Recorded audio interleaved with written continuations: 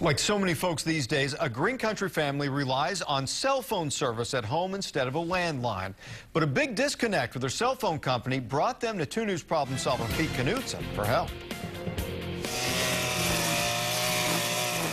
In the hills around Tahlequah, we found Richard knocking down some weeds and Trish watering some flowers.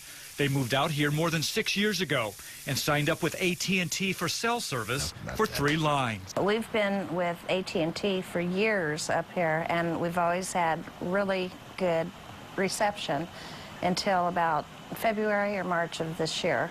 And all of a sudden, we couldn't get any calls. They couldn't make any calls either unless they went outside and stood in a certain spot. 114-degree weather, and 5 months later, you're outside on the phone anytime you want to use it. It gets irritating. Especially, Richard and Trish say, after months of promises, their reception would be cleared up. Month after month after month, they gave us this line, and we sat and we were patient, and we went ahead and paid that $220 on the average, sometimes $300 a month for the 3 phones.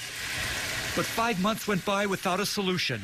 Trish says they had no choice but to find another cell provider. At that point, they sent us a bill for early termination fees, even though they had basically dropped